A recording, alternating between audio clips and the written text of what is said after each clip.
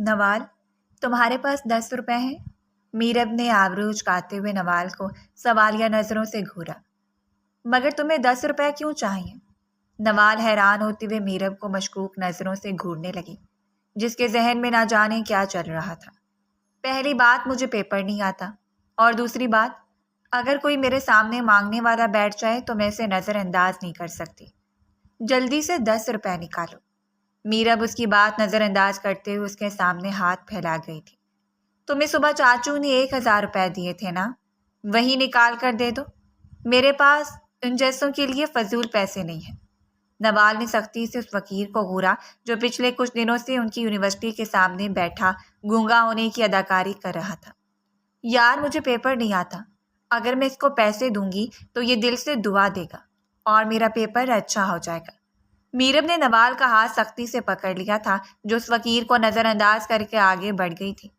اگر اس فقیر کو پیسے دینے سے تمہارا پیپر اچھا ہو جاتا ہے تو وہ فقیر پاگل ہے، جس نے کبھی اپنے لیے دعا نہیں کی۔ اگر اتنی اس کی دعائیں قبول ہوتی تو وہ تو یہاں نہ بیٹھا ہوتا۔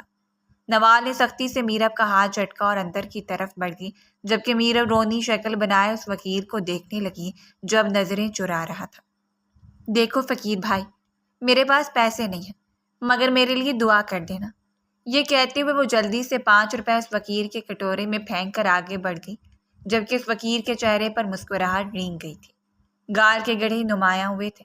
لوگوں کی نظریں محسوس کرتے ہوئے اس نے جلدی سے چہرے کے تاثرات سرد کر لیے تھے۔ میرے لیے رکو تو صحیح، کہاں جا رہی ہو؟ میرب نے زور سے نوال کو آواز لگائی تھی۔ بہت سے لوگ متوجہ ہوئے تھے مگر وہ ناراض ہو کر آگے بڑھ گئی تھی۔ تمہاری وجہ سے میں نے ناشتہ نہیں کیا اور تم کہہ رہی ہو کہ تمہیں پیپر نہیں آتا؟ جب پیپر نہیں آتا تھا تو اتنی جلدی آنے کی کیا ضرورت تھی؟ نوال نے کمر پر ہاتھ رکھے لڑاکا عورتوں کی طرح ہاتھ نچا نچا کر میرب سے پوچھا تو وہ زور زور سے ہنسنے لگی۔ نوال اپنی چچا زاد بہن کو دیکھ کر حیران رہ گئی تھی۔ وہ سچ میں بہت خوبصورت تھی۔ اچھا نا یار، پیپر دیکھ کر ہی پیٹ بھر جائے گا، اور ویسے بھی جس روز مجھے پیپر نہیں آتا اس روز اس میں جلدی یوں نہیں آ جاتی ہوں۔ یوں نو، میرب نے مسکراتے ہوئے کہا اور پانی کی بوتل منہ پر رکھ لی۔ آئندہ میں تمہارے کہے میں بالکل نہیں آؤں گی، نوال نے مصنوعی ناراضگی سے کہا اور منہ پھیر لیا، جبکہ میرب جانتی تھی کہ نوال اس کا کہا نہیں ٹال سکتی۔ اچھا جلدی جلدی چلو، ایسے ہی باتوں میں بہت سارا وقت ضائع ہو گیا ہے، پیپر شروع ہونے والا ہے، اب ہمیں چلنا چاہیے۔ شمائل نے پہلی بار سنجیدہ ہوتے ہوئے ان دونوں کو اٹھنے کا اشارہ کیا تھا۔ میرب کی سوئی ابھی تک اس فقیر پر اٹکی ہوئی تھی۔ اسے بار بار محسوس ہو رہا تھا اگر اس نے پیسے نہ دیے تو اس کا پیپر اچھا نہیں ہوگا۔ اللہ کا واسطہ ہے میرب، یہ مت کہنا تم نے اس فقیر کو پیسے نہیں دیے اور اب تمہارا پیپر گندا ہوگا، حالانکہ پچھلے 24 گھنٹوں میں تم نے ایک بار بھی کتاب کھول کر نہیں دیکھی۔ نوال اپنی چچا زاد سے واقف تھی، اس لیے اس کے تاثرات جانچتے ہوئے فوراً بولی۔ میرب مسکرانے لگی، وہ ہر بات بغیر کہے جان جایا کرتی تھی۔ نہیں، میں تو ویسے ہی پیپر کے متعلق سوچ رہی تھی۔ میرب نے جھوٹ بولتے ہوئے جلدی سے کلاس روم کا رخ کیا، جبکہ اس کے بدلتے رویے کو دیکھ کر شمائل اور نوال کندھے اچکا کر رہ گئیں۔ ان تینوں کا پیپر شروع ہونے والا تھا۔ وہ جانتی تھیں کہ میرب کو ایک لفظ نہیں آتا، وہ تو بس یہاں ٹائم پاس کرنے آتی ہے۔ یو نو، ماں باپ کی اکلوتی بگڑی ہوئی اولاد۔ شیر ابھی بھی ہاسپٹل داخل ہوا تھا جب اس کا موبائل بج اٹھا۔ وہ جھنجھلاتے ہوئے سامان نیچے رکھ کر موبائل ہاتھ میں پکڑ چکا تھا۔ ہاں شیر، کہاں پہنچے ہو تم؟ ہاسٹل پہنچ گئے یا ابھی تک اڈے پر کھڑے ہو؟ ہادی نے مصروف سے لہجے میں شیر سے پوچھا تو وہ تلملا کر رہ گیا۔ پورے 2 گھنٹے اس نے بس اسٹینڈ پر ہادی کا انتظار کیا تھا اور اب اسے وہ کال کر کے پوچھ رہا تھا۔ بھاڑ میں جاؤ تمہیں کہا بھی تھا کہ 4:30 پر میں نے بس اسٹینڈ پر اترنا ہے اور تم اب کال کر رہے ہو؟ مجھے لگتا ہے تمہاری گھڑی کا ٹائم خراب ہو گیا، یا پھر میرا ہی برا وقت چل رہا ہے، شیر نے دھاڑتے ہوئے غصے سے کہا۔ ہادی جانتا تھا کہ وہ شدید غصے میں ہے، وہ محفوظ ہوتی ہوئی مسکرا اٹھا۔ اچھا یار، اب تیرے 200-400 لگ ہی گئے ہیں تو اتنا پریشان کیوں ہو رہا ہے؟ نہ جانے اتنی جائیداد لے کر قبر میں جاؤ گے کیا تم؟ ہادی نے غصے سے شیر کو کہا تھا۔ وہ پرلے درجے کا کنجوس انسان تھا، اسے 2 گھنٹے وہاں انتظار کرنے کا دکھ نہیں تھا، اسے بس اپنے 500 ٹیکسی والے کو دینے کی وجہ سے اس کا بی پی لو ہو رہا تھا۔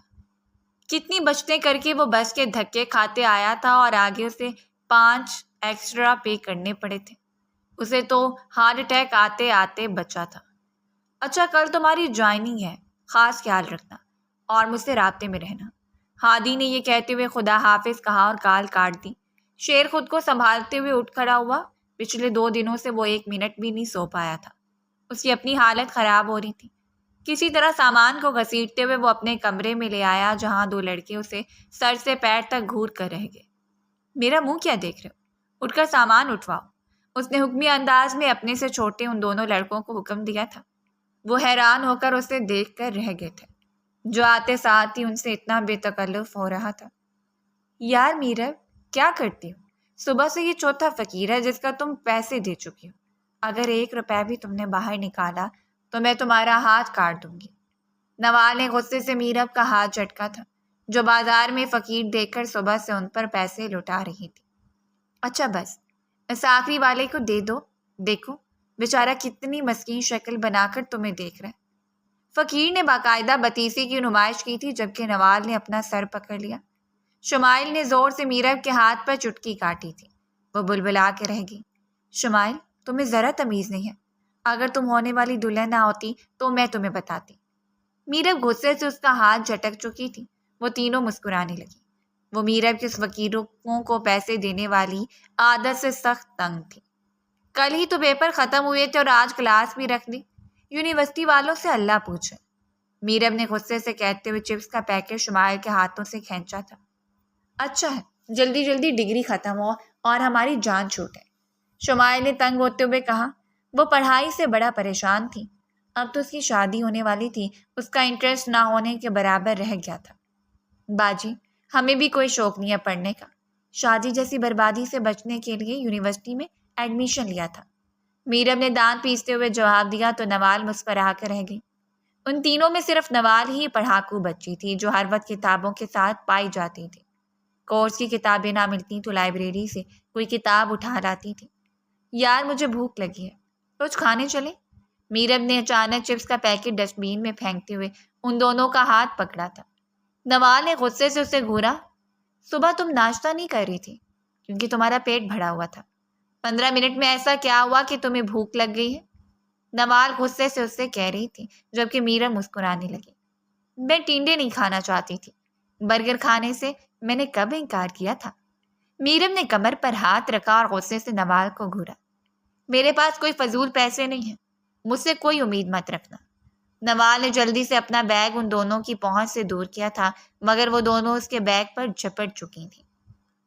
یہاں ٹینڈے کھا کھا کر شکل ٹینڈے جیسی ہو گئی ہے اور یہ ہمیں پیسے نہیں دے رہی۔ میرب نے پورا زور لگا کر نوال کا بیگ کھینچا تھا مگر خود پر قابو نہیں رکھ سکی اور لڑکھڑاتے ہوئے کسی وجود سے جا ٹکرائی۔ آپ دیکھ کر نہیں چل سکتی؟ شیر نے غصے سے اس بدتمیز لڑکی کو گھورا تھا جو زور سے اس سے ٹکرائی تھی۔ مجھے تمیز سکھانے سے بہتر ہے کہ آپ خود تمیز سیکھ لیں۔ آگے کے بٹن کس خوشی میں کھولے ہوئے ہیں اور یہ کف لنکس موڑ کر آپ کیا ثابت کرنا چاہتے ہیں؟ کہ آپ یہاں کے بہت بڑے گنڈے ہیں؟ اور یہ بکھرے ہوئے لمبے بال، اتنے لمبے بال تو عورتوں پہ بھی نہیں ہوتے۔ وہ شدید غصے میں اس آدمی کو باتیں سنوا گئی تھی۔ اگر اسے پتہ چل جاتا کہ یہ ان کے نئے پروفیسر ہیں تو اتنی اونچی آواز میں بات کرنا تو دور، ان کے سامنے کھڑی بھی نہ ہوتی۔ شیر حیران ہو کر اس لڑکی کو دیکھ رہا تھا جو خواہ کا غصہ اس پر نکال رہی تھی۔ دیکھیں، اپنی آواز نیچے رکھیے، آپ جانتی نہیں کہ میں کون ہوں، شیر نے دبی آواز میں غراتے ہوئے کہا تھا۔ مبادہ لوگ سن کر متوجہ نہ ہو جائیں۔ او ہیلو، آپ جانتے نہیں کہ میرا باپ اس شہر کا ڈی ایس پی ہے، میں چاہوں تو تمہیں کھڑے کھڑے یونیورسٹی سے نکلوا سکتی ہوں۔ میرب نے شیر کے لہجے میں جواب اس کے منہ پر دے مارا تھا۔ وہ غصے سے اسے گھور کر رہ گیا۔ آپ کو تو میں بعد میں دیکھ لوں گا، یہ کہتی وہ بغیر میرب کا جواب سنے کلاس روم کی طرف بڑھ گیا جبکہ میرب پیچھے سے اسے صلواتیں سناتی رہ گئی۔ نوال حیران ہو کر میرب کو دیکھ رہی تھی جو خواہ میں اس شخص کو باتیں سنواتی رہی، حالانکہ اس کا کوئی قصور نہیں تھا۔ لیکچر کا وقت ہو گیا، میں کلاس میں جا رہی ہوں، تم دونوں کو کینٹین جانا ہے تو جاؤ، نوال نے جلدی سے کہا اور فوراً کلاس روم کی طرف بھاگی جبکہ شمائل بھی اس کے پیچھے جانے لگی۔ میرب غصے سے ان دونوں کو جاتا ہوا دیکھا اور چپ چاپ کینٹین کی طرف بڑھ گئی۔ وہ بھوک برداشت نہیں کر سکتی تھی۔ برگر کھانے کے بعد وہ سیدھا کلاس روم میں آئی۔ میں آئی کم ان سر؟ اس نے بے دھیانی میں اجازت تو لے لی تھی، مگر سامنے کھڑے شخص کو دیکھ کر اس کی آنکھیں پتھرا گئیں۔ وہ یقین نہیں کر پا رہی تھی کہ سامنے کوئی اور نہیں، ان کے پروفیسر شیر کھڑے ہوئے تھے۔ وہ جہاں کھڑی تھی بغیر کلاس روم میں داخل ہوئے وہاں سے واپس مڑ گئی۔ تم دونوں مجھے میسج کر کے بتا نہیں سکتی تھی کہ وہ کون ہے؟ میرب نے غصے سے نوال اور شمائل کو گھورا تھا۔ تو ہم تمہیں روک تو رہے تھے کہ اتنا مت بولو، مگر تم جو بولنے پہ آتی ہو تو ہماری کہاں سنتی ہو؟ شمائل نے غصے سے اسے گھورا تھا۔ اس نے کتنے اسے اشارے کیے تھے کہ خاموش رہو، مگر وہ تو جیسے چپ رہنا ہی بھول گئی تھی۔ اتنا تو بتا دیتی کہ وہی ہمارے نئے پروفیسر ہیں۔ پہلا امپریشن ہی ان پر اتنا برا پڑا ہے۔ دیکھنا اب وہ مجھے فیل کر دیں گے۔ میرب نے رونی شکل بناتے ہوئے ان دونوں کی طرف دیکھا۔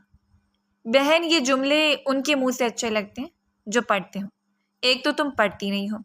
وہ پھر سے سارا الزام اس پروفیسر کو دے رہی تھی۔ نوال نے حقیقت پسندی سے کام لیا تو میرب تل ملا کے رہ گئی۔ پڑھتی تو ہوں، آپ پروفیسر پاس ہی نہیں کرتے، اس میں میری غلطی تھوڑی ہے، میرب نے نظریں چراتے ہوئے کہا تو شمائل کا کہکا بلند ہوا۔ پیپر سے آدھا گھنٹہ پہلے وہ کتاب کھولتی تھی۔ اتنا سلیبس دیکھنے کے بعد اس پر غشی طاری ہو جاتی اور وہ فوراً سے پہلے کتاب بند کر دیتی تھی۔ اچھا، باقی باتیں بعد میں کریں گے، آج مایوں ہے تو میں آخری بار آئی ہوں، اس کے بعد اگلے ہفتے سے آؤں گی۔ میرے نوٹس مکمل رکھنا، اور ہاں، کوئی بھی بات ہو تو مجھے فوراً اطلاع کرنا، اور تم لوگوں نے کوئی بھی فنکشن مس کیا تو مجھ سے برا کوئی نہیں ہوگا۔ شمائل نے انگلی دکھا کر ان دونوں کو وارننگ دی تھی۔ وہ تمہاری شادی کا فنکشن تو میں بھول گئی تھی، درزن نے میرا سوٹ تک نہیں دیا، میں اس درزن کو چھوڑوں گی نہیں۔ میرب کو اچانک اپنا مایوں والا سوٹ یاد آیا تھا جو درزن نے ابھی تک سیا نہیں تھا۔ ایک تو ہر وقت لوگوں کو مارنے پر تلی رہتی ہو، کبھی تو جینے کی بات بھی کر لیا کرو۔ نوال نے تنگ ہو کر میرب کو ٹوکا تھا۔ وہ دانتوں کی نمائش کرنے لگی۔ اچھا جو بھی ہے، جلدی گھر چلو، مجھے درزن کے پاس جانا ہے۔ میرب نے ان دونوں کو دیکھتے ہوئے اپنا بیگ اٹھا لیا تھا۔ وہ دونوں اس کی تقلید کرتے ہوئے اٹھ کھڑی ہوئیں۔ وہ دیکھو، سر شیر جا رہے ہیں۔ میں تو کہتی ہوں میرب، یہی وقت ہے، جا کر معافی مانگ لو۔ سر نے نمبر کاٹے تو تمہارے جو 2-3 نمبر آتے ہیں ان سے بھی تمہیں ہاتھ دھونا پڑے گا۔ شمائل نے میرب کو مشورہ دیا تو میرب اسے گھور کر رہ گئی۔ کیا مطلب؟ اس کے صرف 2-3 نمبر آتے تھے؟ اس بات پر وہ افسوس کر کے رہ گئی۔ اچھا ٹھیک ہے، چلو میرے ساتھ، ویسے میں نے اتنا بھی نہیں بولا تھا کہ سر سے معافی مانگنے جاؤں۔ اس بات پر نوال اور شمائل اسے گھور کر رہ گئی تھی۔ سر بات سنیں، میرب نے کانپتی ہوئی آواز میں سر کو مخاطب کیا تھا۔ شمائل اور نوال اسے ذرا فاصلے پر رکی ہوئی تھی۔ اسے سمجھ نہیں آ رہی تھی کہ بات کا آغاز کہاں سے کرے۔ سوری سر، وہ مجھے پتہ نہیں تھا کہ آپ ہمارے نیو پروفیسر ہیں۔ میرب نے نیو پروفیسر پر خاصا زور دیا تھا۔ شیر نے اسے حیران ہو کر دیکھا۔ وہ تو یہ بات بھی بھول گیا تھا۔ کوئی بات نہیں، آپ جا سکتے ہیں۔ شیر یہ کہتے ہوئے آگے بڑھ گیا۔ اسے بہت سے کام کرنے تھے، وہ یہاں کھڑے اپنا وقت ضائع نہیں کر سکتا۔ خود کو سمجھتے کیا ہے؟ ایٹیٹیوڈ تو دیکھو، بھاڑ میں جائے۔ میرب کہتے ہوئے ان دونوں کی طرف بڑھ گئی۔ وہ دونوں کسی سخت جملے کی منتظر تھیں۔ میرب کے ذہن میں اچانک شیطانی خیال آیا۔ کیا کہہ رہے تھے سر؟ شمائل نے تجسس میں پوچھا تھا۔ میرب مسکرا کر رہ گئی۔ اس شیر کو ابھی گدر بنا کر آئی ہوں۔ بڑا کر رہا تھا نا، میں نے ایسا بھی کیا بول دیا کہ مجھے کلاس کے اندر آنے کی اجازت نہیں دی؟ میرب چپ کر جاؤ، نوال نے سختی سے اسے ٹوکا تھا۔ دادی جان جیسا آپ کا حکم؟ آپ کا حکم سر آنکھوں پر، میرب نے تنزن کہا اور آگے بڑھ گئی، جبکہ شیر نے مٹھیاں بھینچ لی تھیں۔ وہ لڑکی خواہ مخواہ میں اسے پنگا لے رہی تھی۔ سوری سر، میری کزن تھوڑی سی پاگل ہے، اسے ایک نفسیاتی مرض ہے۔ شمائل نے میرب کا تعارف اپنی کزن کے طور پر کرواتے ہوئے بات سنبھالنا چاہی تھی۔ شیر غصہ کرتے ہوئے وہاں سے چلا گیا، جبکہ اس کے جاتے ہی ان دونوں کو اجتماعی کہکا بلند ہوا تھا۔ چلو بھی، وہاں رک کے کون سی سازش پلان کر رہی تھی؟ میرب نے جانچی نظروں سے ان دونوں کو گھورا تھا۔ ویسے مس میرب، آپ کے متعلق جان کر بہت دکھ ہوا۔ آپ کو اپنا علاج کروانا چاہیے۔ بلکہ یہ لیجیے، میری جاننے والی ہے، بہت بڑی نفسیات کی ڈاکٹر ہے، آپ ان سے اپنا علاج کروا لیجیے گا، بہت جلد آپ کی طبیعت بہتر ہو جائے گی۔ شیر نے زبردستی ایک کارڈ اس کے ہاتھ میں تھمایا اور آگے بڑھ گیا، جبکہ نوال اور شمائل کی ہنسی کو بریک لگ چکی تھی۔ سچ سچ بتاؤ، تم نے سر کو کیا بولا ہے؟ میرب نے غصے سے ان دونوں کو گھونٹتے ہوئے پوچھا تو وہ دونوں ہنستے ہوئے آگے بڑھ گئے۔ مبادا میرب ان پر ہاتھ ہی نہ اٹھا لے، وہ کہاں باز آنے والی تھی۔ اس نے اپنا غصہ اتارا اور زور سے ان کی طرف اچھالا۔ وہ دونوں تو جھک گئی تھیں، مگر غصہ سامنے کھڑے ملک داور کے کندھے پر جا لگا تھا۔ داور کے کندھے پر لگتے ہی وہ پیچھے پلٹا تھا۔ نوال اور شمائل کے تو ہوش اڑ گئے تھے، جبکہ میرب کے ہاتھ پاؤں پھول گئے۔ وہ سوچ بھی نہیں سکتی تھی کہ وہ جوتا ملک داور کو جا لگے گا۔ ملک داور ان کا سینئر تھا، جس کا غصہ اور رعب پوری یونیورسٹی میں مشہور تھا۔ بھائی، وہ غلطی سے آپ کو لگا ہے۔ شمائل نے آگے بڑھ کر بات سنبھالنی چاہی، مگر ملک داور کے تو تیور ہی بدل گئے تھے۔ تمہاری ہمت کیسے ہوئی مجھے جوتا مارنے کی؟ تم جانتی نہیں ہو میں کون ہوں؟ میرا باپ یہاں کا MNA ہے۔ ملک داور ان کو اطلاع دینے سے زیادہ خود کو باور کرا گیا تھا۔ ہم کہہ رہے ہیں نا، ہم نے اپنی مرضی سے جوتا نہیں مارا، غلطی سے آپ کو لگا ہے۔ نوال نے غصے پر ضبط کرتے ہوئے بہت مشکلوں سے جملہ ادا کیا تھا۔ اس کا بس نہیں چل رہا تھا کہ ملک داور کے منہ پر تھپڑ مار دے۔ تم بیچ میں مت بولو، ہم بات کر رہے ہیں نا۔ ملک داور نے غصے سے نوال کو گھورا تھا۔ یہ جوتا کس کا ہے؟ وہ دوبارہ دھاڑا۔ نوال آگے بڑھی اور جوتا اس کے ہاتھ سے کھینچنا چاہا، مگر وہ دوسرے ہاتھ سے اس کی کلائی تھام چکا تھا۔ نوال بے یقینی سے اس کا ہاتھ دیکھ رہی تھی، جس میں اس کی کلائی سخت گرفت میں پھنسی ہوئی تھی۔ اس نے چھڑانے کی بہت کوشش کی، مگر ملک داور اسے گھورے جا رہا تھا۔ دوسرے ہاتھ سے پلٹ کر اس نے زور سے تھپڑ ملک داور کے منہ پر دے مارا۔ چٹاک کی آواز ہر طرف گونجی تھی۔ بہت سے اسٹوڈنٹ ان کی طرف متوجہ ہوئے تھے۔ ہاتھ چھوڑو میرا، وہ غصے سے کہتے ہوئے اس کو زور سے دھکا دے چکی تھی۔ جوتا لے کر وہ خونخوار نظروں سے گھورتے ہوئے آگے بڑھ گئی، جبکہ ملک داور سر جھکائے وہاں سے جا چکا تھا۔ اب وہ اس چیز کا بدلہ لینے والا تھا۔ ساری یونیورسٹی کے سامنے اس لڑکی نے اسے تھپڑ مارا تھا۔ اس کا غصہ کسی طور پر کم ہونے میں نہیں آ رہا تھا۔ دیکھ لوں گا تمہیں اس تھپڑ کی بہت بھاری قیمت چکانی ہوگی۔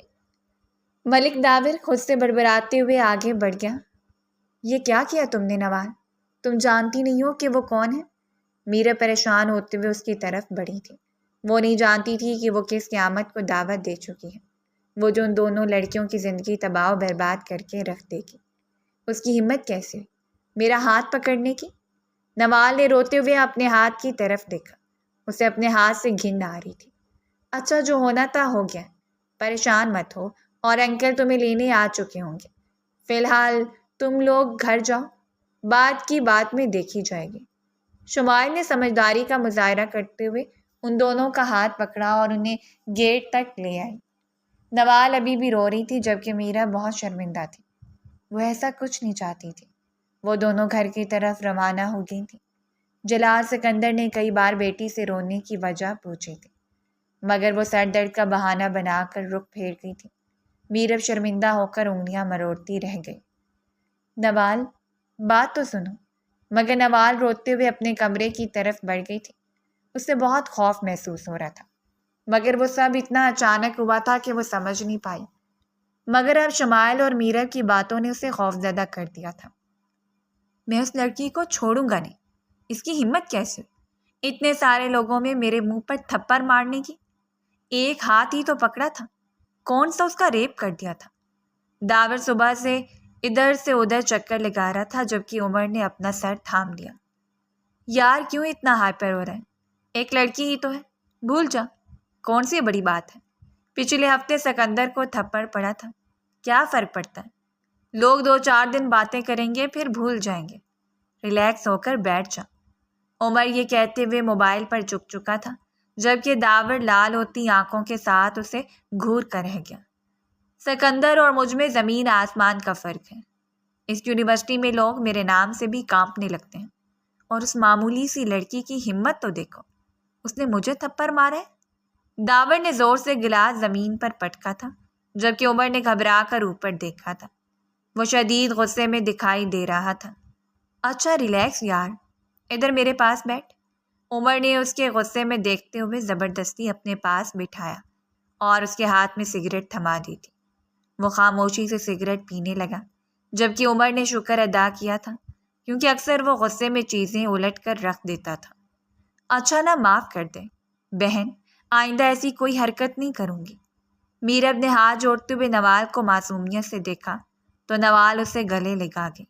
وہ جانتی تھی اس کا کوئی قصور نہیں ہے، مگر وہ ان کی باتوں سے خاصی پریشان ہوئی تھی۔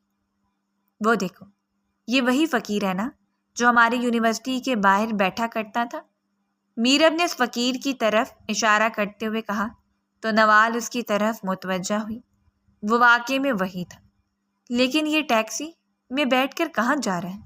میرب حیران ہو کر اس فقیر کو دیکھنے لگی جو اب ٹیکسی میں بیٹھ چکا تھا۔ اسے دیکھ کر ان دونوں کے منہ کھلے کے کھلے رہ گئے۔ دفع کرو اسے، میرے ساتھ چلو، ہمارے پاس زیادہ وقت نہیں ہے۔ نوال نے میرب کو ڈانٹتے ہوئے اس کا ہاتھ پکڑا اور سڑک کراس کرنے لگی۔ کپڑے لے کر آنے کے بعد وہ فوراً تیار ہونے لگی۔ انہیں تیار ہونے میں بھی اچھا خاصا وقت لگنا تھا۔ شام کے 5 بجتے ہی وہ دونوں تیاری کر کے شمائل کے گھر پہنچ گئیں، جہاں وہ تیار ہو کر اسٹیج پر بیٹھی مسکرا رہی تھی۔ ان دونوں کو دیکھتے ہی وہ خوش اخلاقی کا مظاہرہ کرتے ہوئے کھڑی ہو گئی۔ وہ دونوں جلدی سے آگے بڑھیں اور اپنی دوست کو گلے لگا لیا۔ ایکسکیوز می، ایک بھری مردانہ آواز گونجی تو میرب نے پلٹ کر دیکھا۔ 6 فٹ سے نکلتا قد، بڑی بڑی ذہانت سے بھرپور آنکھیں، گال میں پڑنے والے ڈمپل نے اس شخص کو دوسروں سے ممتاز بنا دیا تھا۔ بلا شبہ وہ مردانہ وجاہت کا ایک بھرپور شاہکار تھا۔ میرب یکٹک اسے دیکھ رہی تھی۔ جیسے ہی اس شخص نے میرب کو دیکھنا شروع کیا، میرب نے جلدی سے نظریں بدل لیں۔ آہاں، کس کو دیکھا جا رہا ہے؟ شمائل نے معنی خیز انداز میں کہا تو نوال حیران ہو کر میرب کی طرف دیکھنے لگی، جبکہ وہ ہڑبڑا گئی۔ کسی کو بھی نہیں۔ میرب اچانک چوڑی پکڑے جانے پر خجل سی ہو گئی، جبکہ شمائل ابھی بھی مسکرا رہی تھی۔ نوال نہ سمجھی سے ان دونوں کو دیکھتی رہ گئی۔ یہ دیکھتے دیکھتے لگ رہے ہیں، میرب نے ذہن پر زور دیتے ہوئے کہا تو شمائل کی مسکراہٹ گہری ہو گئی۔ میں زیادہ تو نہیں جانتی، ہادی بھائی کے دوست ہیں، صبح سے محفل کی رونق بنے ہوئے ہیں، شمائل نے مسکراتے ہوئے کہا تو میرب کے منہ سے او نکلا، جبکہ نوال موبائل پر مصروف رہی۔ پچھلے آدھے گھنٹے سے کوئی رانگ نمبر اسے مسلسل میسج کر رہا تھا۔ رسم شروع ہوئی تو رات کے 11 بج گئے۔ میرب تو فنکشن کو بھرپور طریقے سے انجوائے کر رہی تھی، لیکن اسے اپنے اور نوال نے اس کا ہاتھ تھاما اور اسے لے کر گیٹ تک آ گئی۔ میرب، ہم نے گھر بھی جانا ہے، بابا جان کی کالز آ رہی ہیں، میرا موبائل بھی بند ہونے والا ہے، کیب کو بلا لیتے ہیں، چلتے ہیں بس، ورنہ بہت رات ہو جائے گی تو امی بابا بہت ناراض ہوں گے۔ نوال نے ہمیشہ کی طرح پریشان ہوتے ہوئے کہا تو وہ اسے گھور کر رہ گئی، مگر نوال نے میرب کی بات کو اہمیت نہیں دی اور اسے اپنے ساتھ گھسیٹ کر کیب تک لے آئی۔ وہ دونوں جیسے ہی بیٹھی، کیب والے کی گاڑی ہوا سے باتیں کرنے لگی۔ مجھے لگتا ہے یہ گاڑی ہمارا پیچھا کر رہی ہے، میرب نے گھبراتے ہوئے کہا تو نوال نے بھی پیچھے مڑ کر دیکھا۔ کیب والے کا سارا دھیان ڈرائیونگ پر تھا، وہ ان کی باتیں نہیں سن رہا تھا۔ میں بابا کو کال کرتی ہوں۔ نوال نے جیسے موبائل آن کیا، موبائل فوراً بیٹری نہ ہونے کی وجہ سے بند ہو گیا۔ میرب نے اپنا بیگ ٹٹولا تو پتہ چلا وہ تو موبائل شمائل کے پاس ہی بھول آئی تھی۔ اس نے اپنا سر پکڑ لیا۔ اب کیا کریں؟ نوال نے نم آنکھوں سے کہا تو میرب پریشان ہو گئی۔ کیب والے بھائی، کوئی ہمارا پیچھا کر رہا ہے، گاڑی اور تیز چلائیں۔ میرب نے پریشان ہو کر جلدی سے کہا تو کیب والے نے سنسان راستے کے درمیان گاڑی روک دی۔ گاڑی کیوں روک دی ہے تم نے؟ میرب نے غصے سے کہا تو وہ کیب والا خباثت سے مسکراتے ہوئے پیچھے دیکھنے لگا۔ اس کا چہرہ دیکھ کر نوال کے اوسان خطا ہو گئے۔ میرب نے اپنا اور نوال کا ہاتھ تھاما اور کیب سے نکل گئے۔ وہ دونوں پاگلوں کی طرح سڑک پر بھاگ رہی تھیں۔ اس کیب والے کے علاوہ اب ایک اور گاڑی بھی وہاں آ کر رکی تھی۔ اس میں سے 6-7 لڑکے جنہوں نے نقاب سے چہرہ چھپایا ہوا تھا، وہ بھی ان کے پیچھے بھاگنے لگے۔ تم اس طرف جاؤ، میں اس طرف جاتی ہوں، اس طرح وہ لوگ ہمیں پکڑ نہیں پائیں گے۔ میرب نے جلدی سے نوال کا ہاتھ چھوڑا اور سڑک کی دوسری جانب بھاگنے لگی۔ وہ دونوں بچھڑ گئیں۔ میرب کے پاؤں سخت درد کر رہے تھے۔ گھبراہٹ کے مارے دل کی دھڑکن تیز ہو رہی تھی، مگر اسے اپنی عزت بچانی تھی۔ وہ بھاگتی رہی، پیروں میں آنے والے کنکروں کی پرواہ کیے بغیر۔ اس کے پاؤں میں سے خون رس رہا تھا، مگر وہ ناک کی سیدھ میں بھاگتی رہی، یہاں تک کہ اسے دور سے ایک مسجد دکھائی تھی جو روشنیوں میں جگمگا رہی تھی۔ وہ مسجد کے اندر جانے کی بجائے مسجد کے پچھلے حصے کی طرف چلی آئی، جہاں شاید وضو خانہ بنایا گیا تھا اور چھوٹا سا صحن تھا، شاید مسافروں کے آرام کے لیے وہ جگہ مخصوص کی گئی تھی۔ وہ بھاگتے ہوئے روشنی سے بچتے بچاتے کونے میں آ کر کھڑی ہو گئی۔ دفتن اس کا پیر کسی چیز سے ٹکرایا تو اوندے منہ نیچے جا گری۔ اس کی ناک سے درد کی ٹیسیں امڑنے لگیں۔ وہ منہ پر ہاتھ رکھے چیخ روکتے دور جا کھڑی ہوئی۔ شاید وہ کسی انسان کے ہاتھ پر پاؤں رکھ چکی تھی۔ اب خوف زدہ ہو کر کھڑی اسے گھور رہی تھی۔ وہ بہت مشکلوں سے اپنی عزت بچا کر بھاگی تھی۔ نہ جانے وہ شخص کون تھا۔ نیچے سوئے ہوئے فقیر نے ناگواری سے کمبل دور پھینکا اور اٹھ کھڑا ہوا۔ کون ہو تم؟ وہ غصے سے دھاڑا تو میرب کام کر رہ گئی۔ وہ میرے پیچھے کچھ گنڈے پڑے ہیں، میں یہاں اپنی جان بچانے کے لیے آئی تھی، وہ روتے ہوئے کہنے لگی۔ کون ہو تم اور تمہارے باپ کا کیا نام ہے؟ سامنے کھڑے فقیر نے اتنے صاف لہجے میں کہا کہ پل بھر کو اس کے انداز میں میرب ٹھٹک گئی۔ میں کیوں بتاؤں؟ میرب نے غصے سے کہا۔ تو وہ فقیر اس کا ہاتھ پکڑے مسجد کی لائٹ کی طرف لے آیا۔ میرب کو دیکھتی اس کے چہرے پر شیطانی مسکراہٹ چھا گئی۔ اسے اپنے قریب آتا دیکھ کر وہ ایک ایک قدم پیچھے لینے لگی اور نفی میں سر ہلانے لگی۔ جیسے اس فقیر نے اپنے سر پر پہنی ہوئی پگڑی ہٹائی، میرب کے اوسان خطا ہو گئے۔ تم کون ہو؟ وہ ڈرتے ڈرتے بولی۔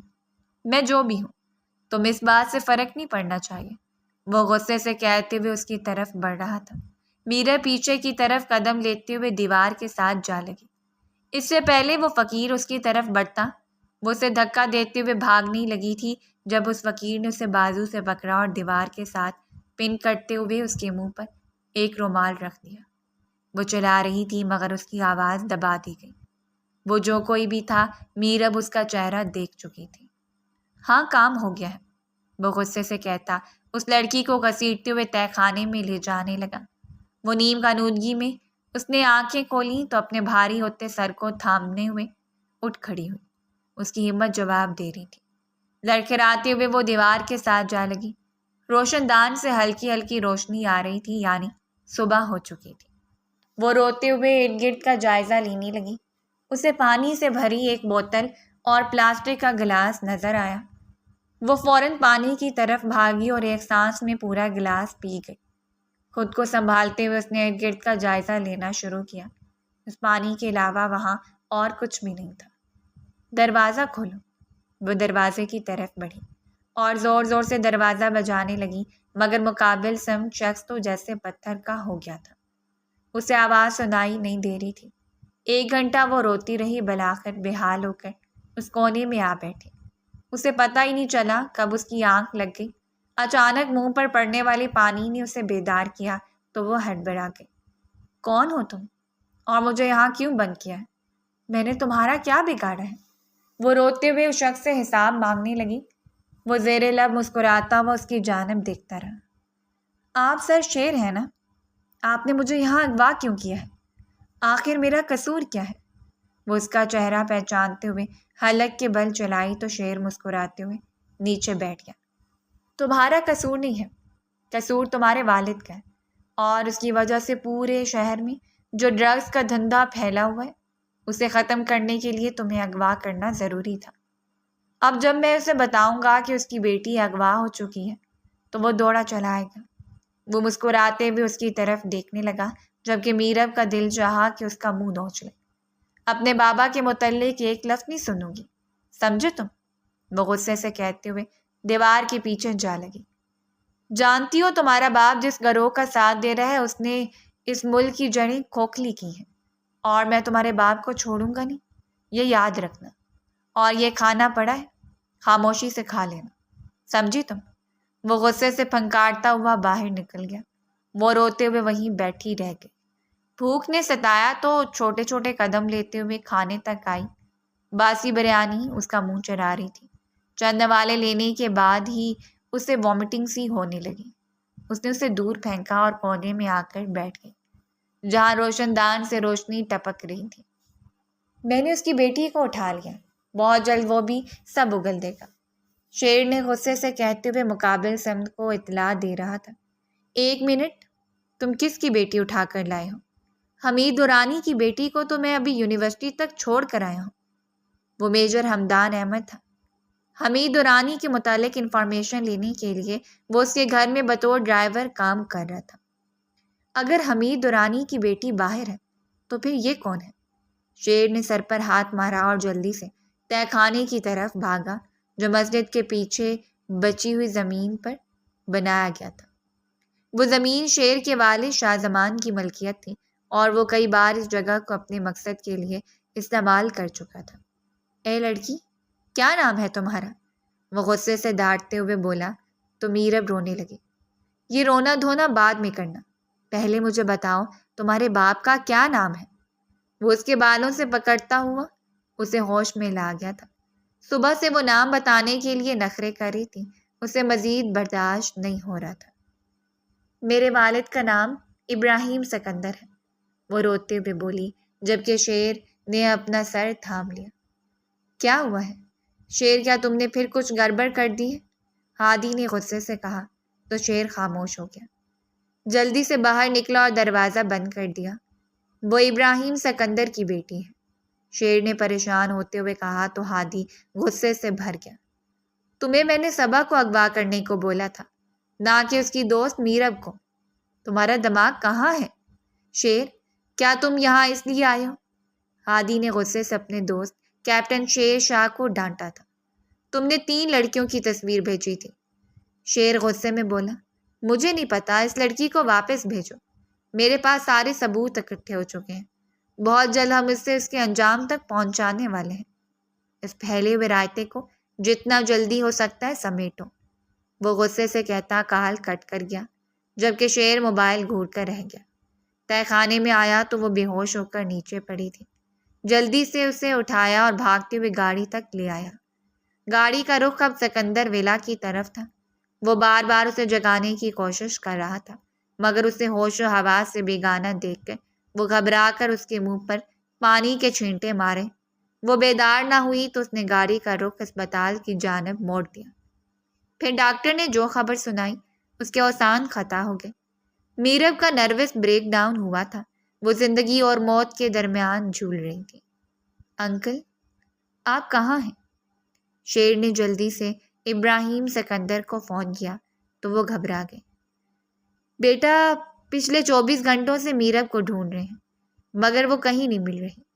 نوال کا بھی کچھ پتہ نہیں، وہ دونوں شادی میں گئی تھیں، وہاں سے کہاں گئیں کچھ پتہ نہیں چل رہا۔ ابراہیم سکندر کے نم لہجے کو محسوس کرتے ہوئے شیر شرمندگی سے سر جھکا کر رہ گیا۔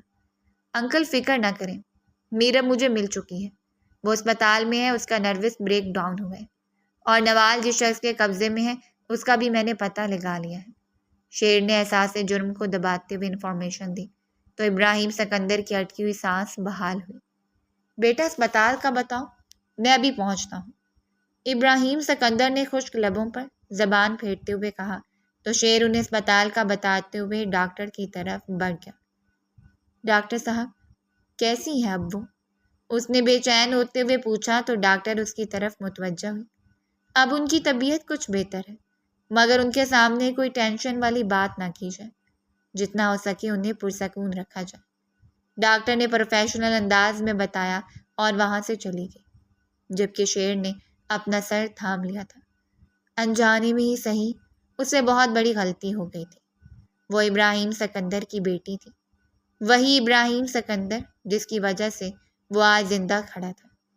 میں اس سے معافی مانگ لوں گا، وہ مجھے معاف کر دے گی، وہ دل ہی دل میں سوچتا ہوا اسپتال سے باہر نکل گیا۔ ابراہیم سکندر اسے گیٹ پر ملے۔ بیٹا، کیسی ہے وہ؟ اس کی ماں تو آنے کو اصرار کری تھی مگر میں نے منع کر دیا ہے، ابراہیم سکندر نے آنسو صاف کرتے ہوئے کہا تو شیر شرمندگی سے سر جھکائے کھڑا رہا، جو اس کی وجہ سے وہ ابراہیم سکندر کا کتنا بڑا نقصان کر چکا تھا۔ انکل اب وہ ٹھیک ہے، آپ پریشان نہ ہوں۔ شیر نے ان کا بازو تھامتے ہوئے تسلی دی تو وہ سر جھکا گئے۔ خاندان والے طرح طرح کی باتیں کریں، اس کا منگیتر منگنی توڑ کر جا چکا ہے، جانے میری بیٹی کے نصیب میں کیا لکھا ہے۔ وہ ٹیشو سے آنکھیں صاف کرتے ہوئے آگے بڑھ گئے، جبکہ شیر افسوس کرتے ہوئے کسی کو کال ملاتے ہوئے اسپتال سے نکل گیا۔ 10 سال پہلے اس کے باپ کے دشمنوں نے اس پر حملہ کیا تھا، وہ اسے زخمی کر کے اسے سڑک پر مرتا ہوا چھوڑ گئے تھے۔ تب ابراہیم سکندر کا گزر وہاں سے ہوا، انہوں نے اپنی جان پر کھیل کر اسے بچایا تھا۔ وہ اس کے والد کا بہترین دوست تھا، مگر آج تک اس نے میرب کو نہیں دیکھا تھا، اس لیے وہ جان نہیں پایا۔ کون ہے وہ بدبخت؟ آپ پتہ کیوں نہیں کرواتے، جس نے میری بیٹی کی زندگی تباہ کر دی؟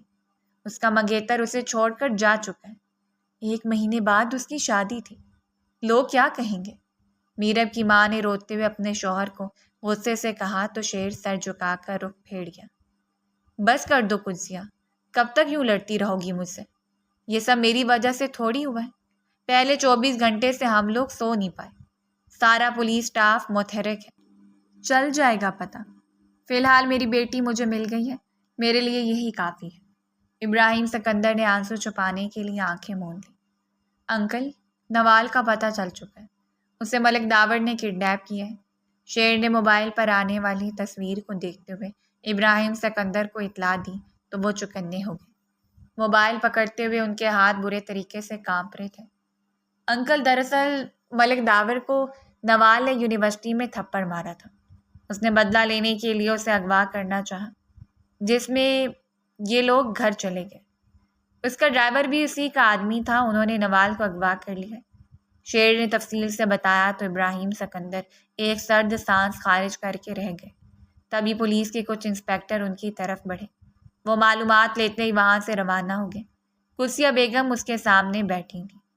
آنٹی، آپ پریشان نہ ہو، سب ٹھیک ہو جائے گا، شیر نے ان کو تسلی دیتے ہوئے کہا تو ان کے رونے میں شدت آ گئی۔ بیٹا، تمہیں نہیں پتہ، کوئی لڑکی رات باہر گزارے تو دنیا والے اس کی زندگی جہنم بنا دیتے۔ وہ آنسو صاف کرتے بولی تو شیر جبڑے بھیج کر رہ گیا۔ ہاں، نوال کا کچھ پتہ چلا؟ کال اٹھاتے ہی شیر بڑے بڑے قدم اٹھاتے ہوئے راہداری عبور کرتے ہوئے لان میں جا پہنچا۔ پتہ تو چل گیا ہے مگر خبر اچھی نہیں ہے، ہادی نے افسردہ لہجے میں کہا تو شیر کا دماغ سن ہونے لگا۔ جو بات ہے سچ سچ بتاؤ۔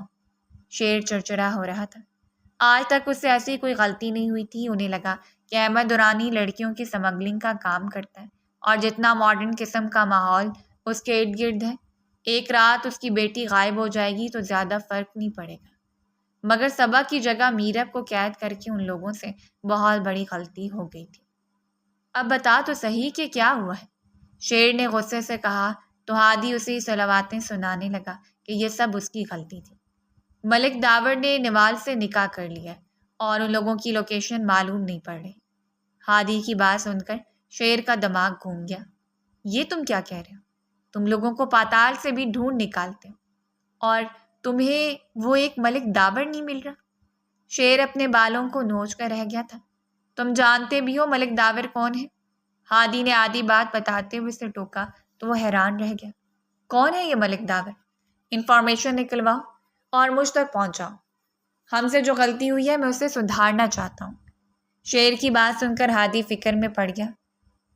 شمشیر بیٹا، بات سننا، ابھی وہ ملک داور کے بارے میں معلوم ہی نہیں کر پایا تھا جب اسے آواز سنائی تھی۔ جی انکل بولیں، وہ تابداری سے کہتے ہوئے کال کٹ کر گیا تھا۔ بیٹا، نوال کا کچھ پتہ نہیں چل رہا، تم کوئی کوشش کیوں نہیں کرتے؟ ابراہیم سکندر نے سر جھکاتے ہوئے کہا تو اس کا دل پسیج گیا۔ انکل فکر نہ کریں، میں نے بہت پہلے سے ہی کوشش شروع کر دی ہے، بس آپ میرب اور آنٹی پر توجہ دیں، میں سب سنبھال لوں گا۔ یہ کہتے ہوئے وہ انہیں گلے لگا کر آگے بڑھ گیا۔ کال کیوں کٹ کر دی تھی؟ ہادی نے کال اٹھاتے غصے سے کہا۔ ابراہیم انکل آ گئے تھے، ان کی بات سن رہا تھا۔ شیر نے صفائی دی تو ہادی غصہ ہو گیا۔ کیوں؟ تیرا سسر ہے جو تیرے لیے اتنا اہم ہو گیا ہے کہ تو کیس چھوڑ کر اس کی بات سننے چلا تھا؟ ہادی نے طنز کرتے ہوئے کہا تو شیر مسکرانے لگا۔ کیا پتا میں اس کا داماد بن جاؤں، وہ ہنستے ہوئے کہنے لگا۔ تھوڑی دیر پہلے پریشانی والا اثر زائل ہو چکا تھا۔ اچھا ایک کام کر، میں نے تجھے صبا کی ڈیٹیلز بھیج دی ہیں، جلدی سے اس پر کام کر، اور ہاں، مجھے کچھ ثبوت بھی ملے ہیں۔ جلدی سے ہاسٹل پہنچ، ہادی نے کہتے ہی کال کٹ کر دی۔ شیر آخری بار ابراہیم سکندر سے مصافحہ کرتا ہوا اسپتال سے نکل گیا۔ ملک داور والی بات اس کے ذہن سے محو ہو چکی تھی۔ فی الحال نوال کا نام ملنے میں ہی بھلائی تھی۔ بابا، میں نے کچھ نہیں کیا، آپ کو مجھ پر یقین ہے نا؟ میرب نے روتے ہوئے باپ کا ہاتھ تھاما تو وہ نم آنکھوں کے ساتھ اس کے سر پر ہاتھ پھیر کر رہ گئے۔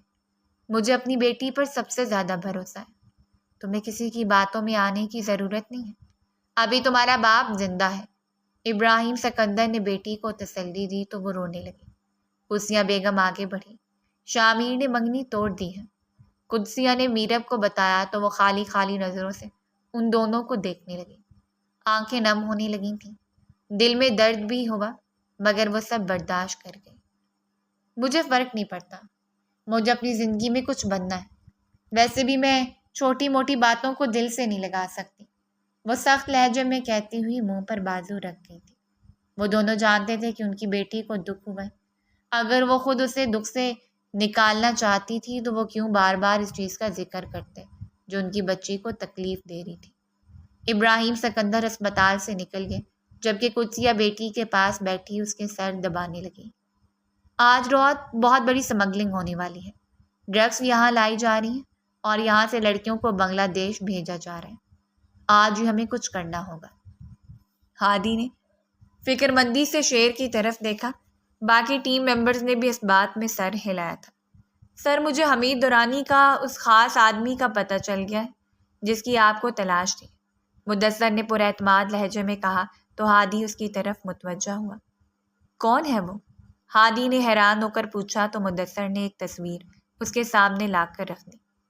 سر، وہ کوئی اور نہیں بلکہ ایک لڑکی ہے، یہ دیکھیے۔ مدثر کی دی ہوئی تصویر دیکھ کر ہادی کا منہ کھلا کا کھلا رہ گیا۔ ایسے کیسا ہو سکتا ہے؟ وہ لڑکی حمید دورانی کے لیے کیسے کام کر سکتی ہے؟ یقیناً مدثر کو کوئی غلط فہمی ہوئی تھی۔ مدثر، یہ انفارمیشن پکی تو ہے نا؟ ہادی نے بے یقینی سے کہا تو شیر حیران ہو کر اسے دیکھنے لگا۔ اس سے پہلے کہ شیر وہ تصویر دیکھتا، اس کے چنگاڑتے ہوئے فون نے توجہ کھینچ لی تھی۔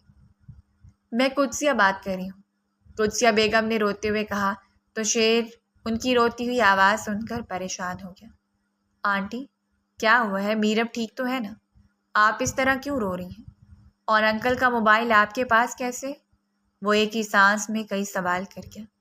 بیٹا، تمہارے انکل کو ہارٹ اٹیک آیا ہے، میرب کی طبیعت ٹھیک نہیں ہے، مجھے کچھ سمجھ نہیں آ رہا، وہ روتے ہوئے کہنے لگی تو شیر نے پریشان ہو کر ہادی کی طرف دیکھا۔ اس نے اسے جانے کو بولا اور خود مدثر کی بات سننے لگا۔ اس کے پاس ٹھوس ثبوت تھے۔ آنٹی، آپ فکر نہ کریں، بس میں 5 منٹ میں آ رہا ہوں، شیر نے انہیں تسلی دی اور فوراً اسپتال کی طرف جانے لگا۔ قدسیہ بیگم اور ابراہیم سکندر کی ایک ہی بیٹی تھی۔ بیٹا، ان کا جام شہادت نوش کر چکا تھا۔ وہ جلدی سے اسپتال پہنچا۔ بیٹا، مجھے کچھ سمجھ نہیں آ رہی، ڈاکٹر سرجری کا بول رہے ہیں۔ قدسیہ بیگم کی آنسو تھمنے کا نام نہیں لے رہے تھے۔ میرب کو دوائیوں کے زیر اثر سلا دیا گیا تھا، جبکہ ابراہیم سکندر زندگی اور موت کے درمیان جنگ لڑ رہے تھے۔ میں ڈاکٹر سے بات کرتا ہوں۔ وہ جیسے ہی ڈاکٹر کے کمرے میں آیا، کچھ سرگوشیوں نے اس کے پیر منجمد کر دیے تھے۔ اس کا دماغ سن ہو گیا تھا۔ اس نے جلدی سے موبائل نکالا اور ریکارڈنگ شروع کر دی۔ یہ ریکارڈنگ اس کے پاس بہت بڑا ثبوت تھا، مگر یہ سب ثابت کرنے کے لیے اس کے پاس بہت کم وقت تھا۔ اس نے وہ ریکارڈنگ ہادی کو بھیجی اور ناک کرتے ہوئے اندر داخل ہوا۔ اسے وہاں دیکھ کر ڈاکٹر کے چہرے کی ہوائیاں اڑ گئی تھیں۔